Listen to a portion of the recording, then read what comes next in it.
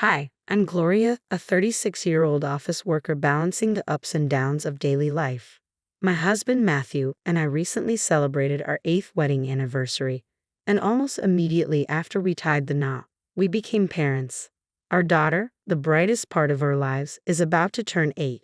Over the years, there have been some challenging moments in our marriage, but the joy our daughter brings to our lives is irreplaceable, and on the whole, I find happiness in our family dynamic. That said, like any family, we have our struggles, and for me, one area of tension lies in the way we handle finances. Matthew has a strong passion for his hobbies, and while he doesn't go overboard, he often spends a sizable portion of his income on them. I've always stressed the importance of him contributing a fixed minimum to our household expenses, funds that cover the essentials like utilities and groceries. But since his contributions only cover the basics, I find myself constantly working to tighten our budget elsewhere. My salary goes towards rent, our daughter's school fees, and saving for her future education, and this constant juggling of finances adds a lot of stress to my life. Another source of strain comes from the uneven division of household labor. Despite both of us working full-time, Matthew rarely helps with the chores. I've brought it up countless times, hoping for a more balanced approach to maintaining the house. Juggling work, finances, and home upkeep is exhausting, and I often wish the responsibilities were shared more fairly.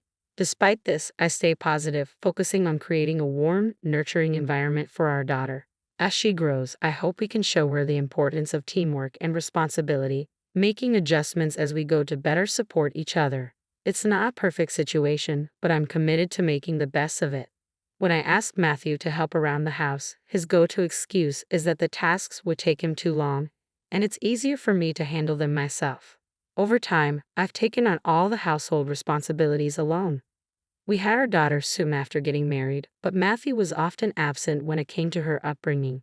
He expressed concerns about accidentally hurting her, which meant I carried most of the parenting load. As the years went by, my dissatisfaction with him grew, but we had been together for 8 years and had a growing child. I wasn't sure if initiating a divorce when our daughter was approaching puberty was the right decision. I told myself that maybe it was normal for couples to feel disconnected after many years together and that no family was without its flaws.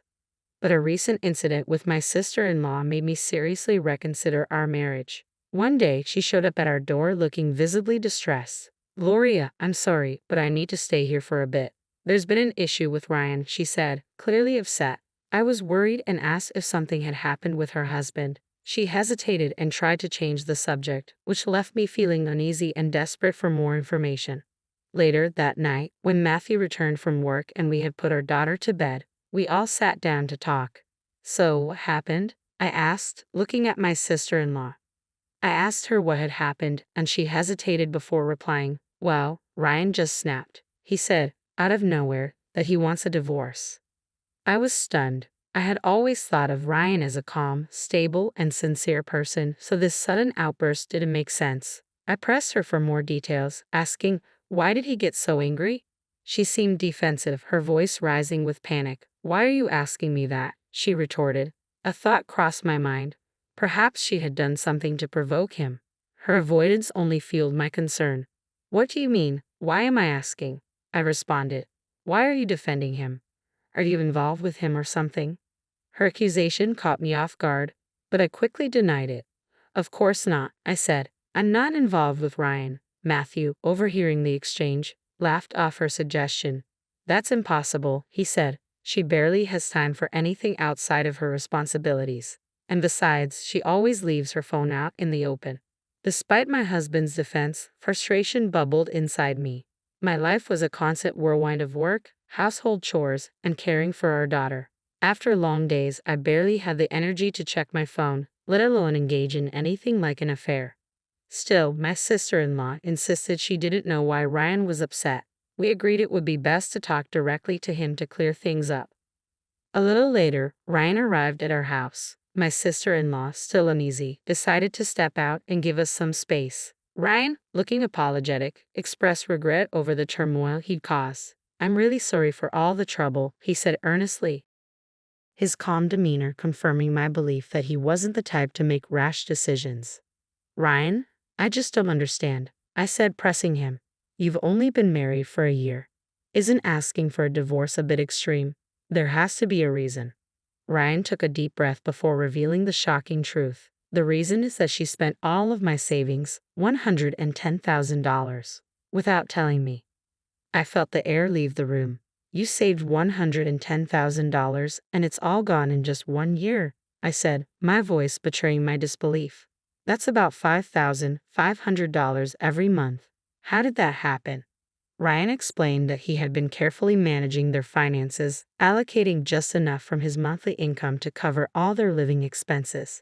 The entire $110,000 had been spent entirely on non-essential personal expenses, luxuries, and entertainment. No wonder you're upset, I said, empathizing with him. Anyone would be furious in your shoes. I couldn't help but think of my own situation with Matthew's tendency to overspend. It was almost as if this was a family trait. With the revelation of the massive financial strain, I suggested, if she doesn't make an effort to repay that $110,000, maybe you should seriously think about separating, especially since there are no kids involved. Ryan nodded, taking my advice to heart, but then Matthew surprised me by chiming in. I'll make sure my sister pays you back, he said confidently. I was taken aback by his sudden certainty. How could he be so sure? Ryan looked at him, clearly appreciative of the support. I would appreciate that, thank you. With that, we had reached what seemed like a tentative resolution, though I knew the situation was far from over. As Ryan left, my sister-in-law returned to the house, the weight of everything still hanging in the air. I confronted her immediately. Ryan mentioned that you used up all of his savings, $110,000. She quickly became defensive. I used it for living expenses, she retorted, her tone sharp. I tried to explain the situation, but she wouldn't hear it. Ryan had already made it clear that he kept a separate account for everyday expenses. Her reply was dismissive, almost scornful. You don't know anything, so just shut up. Her harsh tone wasn't a surprise. She often belittled me during our conversations. But this time, her complete lack of remorse, coupled with her dismissive attitude toward the mess she'd created, made it all too clear. Ryan might truly be better off pursuing a divorce. She refused to acknowledge the seriousness of what she'd done, and there was no indication that she planned to fix anything. It painted a grim picture for the future of their marriage. During our heated exchange, Ryan mentioned that he might consider forgiving her if she repaid the full $110,000. My sister-in-law, seemingly cornered by her own actions, lamented, "How can I pay back that much? I'm just a housewife." I responded firmly, "If you can't pay it back, you shouldn't have spent his money in the first place." The tension in the room thickened, and then, almost as if she had an epiphany, my sister-in-law turned to me with a gleam of hope in her eye. "Relax, Gloria. We've got money, right? You've got $220,000 saved up. So no worries, right?" she said, sounding almost victorious, as if she found a miraculous solution. I was thrown off completely. "Wait a minute. How do you even know about my savings, Matthew?" I asked, stunned. I had never shared that I'd saved that amount for our daughter's future tuition. Matthew, appearing unfazed, casually admitted, "I found it when I went through your parents' house. It was in the second drawer of the closet in your room." I was speechless. "You went through my things without asking. That's unbelievable. We're married, but that doesn't mean my personal belongings are up for inspection," I protested, feeling utterly betrayed. Ignoring my outrage, Matthew continued, "Your sister-in-law is in trouble. Give us your savings to help her out." I was incredulous. "I'm not handing over that money. It's for our daughter's future. If you think $110,000 should just be given away, why don't you figure out a way to pay her back?" Matthew didn't hesitate. He reached into a drawer and pulled out divorce papers. "I had these ready just in case something like this happened," he said coldly, as if he'd been preparing for this moment all along.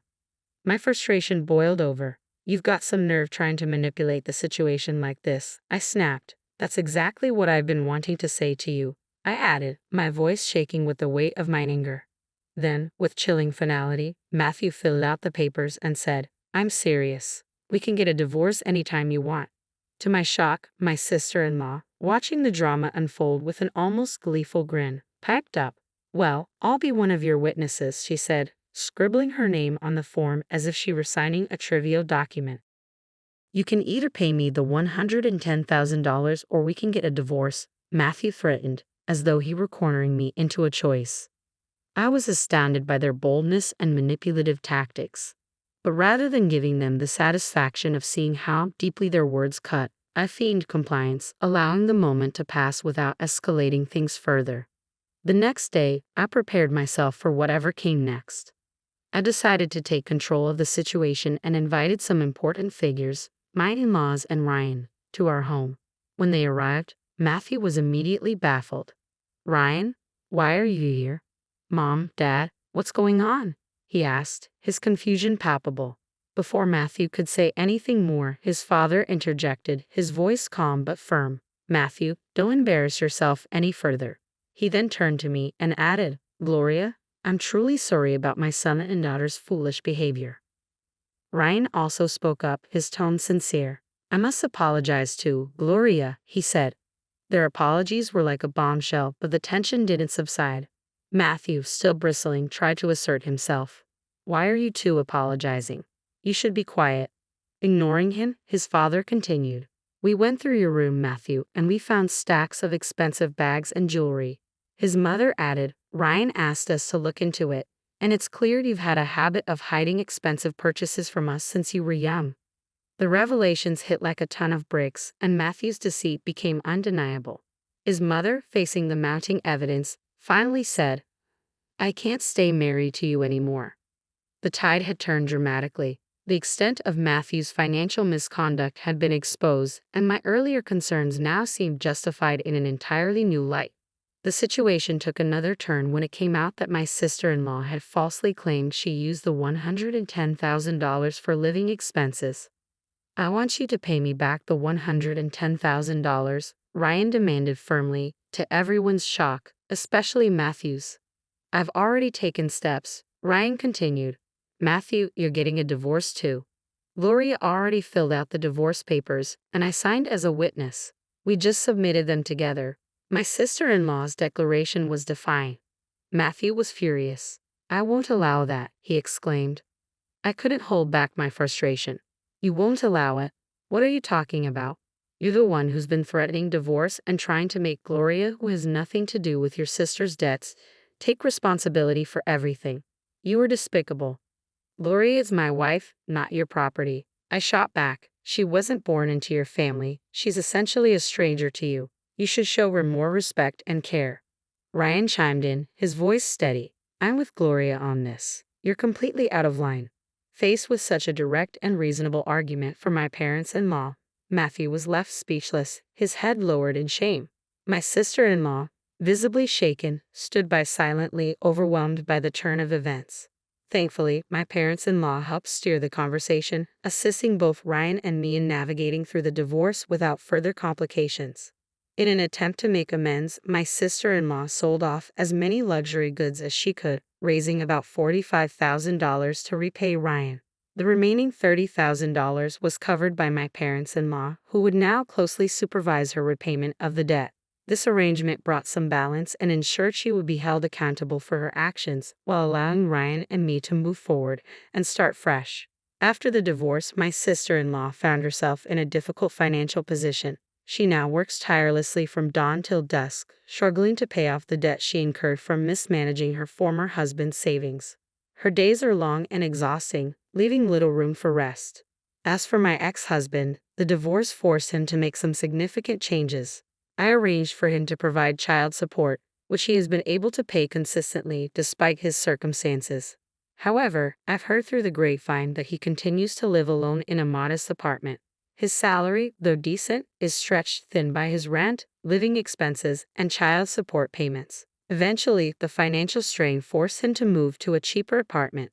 Sadly, his long-standing habit of unnecessary spending hasn't helped, and despite living in a more affordable place, he often finds himself broke, with no savings to fall back on. This financial instability will likely make it difficult for him to enter another relationship anytime soon. Meanwhile, I've returned to my parents' home with my daughter. Being back under their roof has helped stabilize our lives, allowing me to focus on the future. My parents have been incredibly supportive, especially in helping with childcare while I work. This support has been crucial in allowing me to regain my footing after the divorce. I'm working hard, not just to meet our day-to-day needs, but also to save for my daughter's future. I want her to have every opportunity to pursue her dreams without financial constraints. This is a new chapter for us, and I'm determined to make it a successful one. I plan to continue sharing our journey, hoping that our story might inspire or help others facing similar situations. If you find our story engaging and want to follow our journey through this new phase of our lives, please subscribe to the channel. Your support means so much to me, and I look forward to connecting with you in future videos. Thank you for watching.